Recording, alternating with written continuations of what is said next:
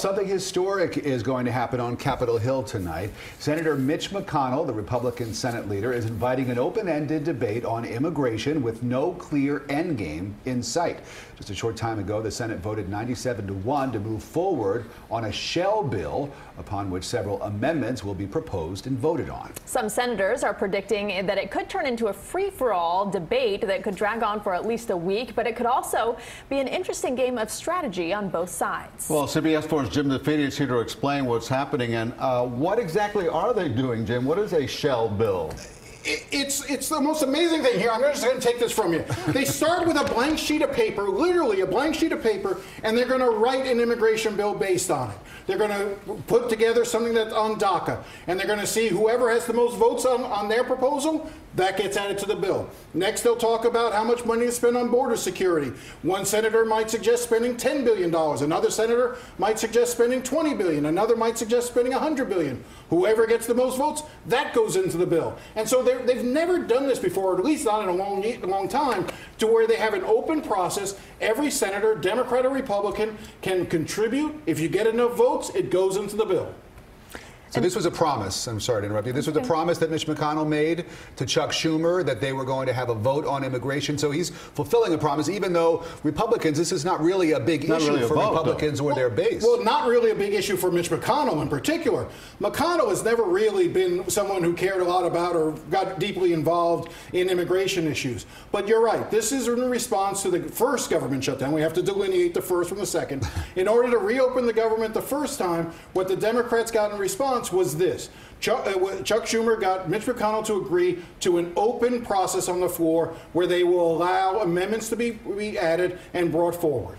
But McConnell is going to have to get 51 Republicans all on the same page, right? So what are the major sticking points he's going to address, you think? Well, just a minor clarification. You don't have to necessarily get 51 Republicans on. That's part of the deal, is that you can have a coalition of some Democrats and some Republicans. That's what makes us unique. Normally, Republicans, when they have control of the Senate, really keep it with an iron hand. But still, there are major sticking points. So how many folks to include in the DACA fix? The president offered 1.8 million. That number could range anywhere from 700,000 to 1.8 million. Do you give them just legal status, or do you give them a pathway to citizenship?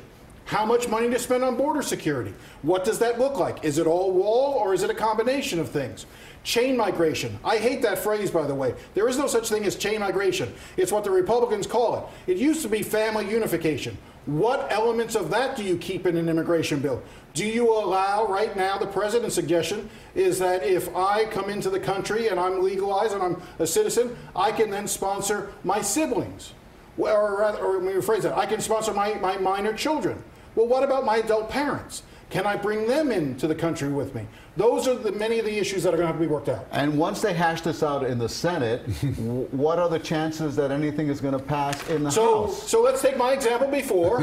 Here's the bill. It now goes to the House, and the House will do that. That's what they're going to do. Well, this is a replay of 2013. If you remember, in 2013, you had the Gang of Eight. You had the bipartisan bill created in the United States Senate that moved forward. It never got a vote in the House.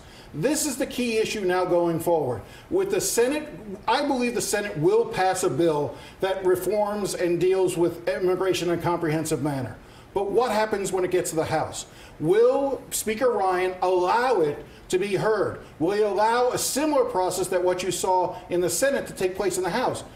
Ryan so far has refused. Now, the people who have the most on the line for this are Carlos Curbelo and Mario Diaz-Balart, but particularly Carlos Curbelo.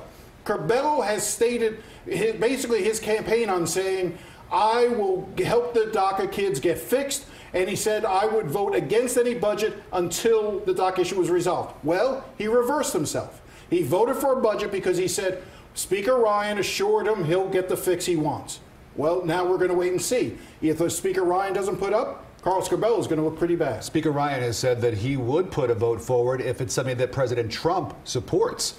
So really, at the end of the day, it's up to the president, isn't it? And that's the real sticking point here. So the only way, the view is that the only way for this to truly pass in the House is if the president gets behind it and pushes it.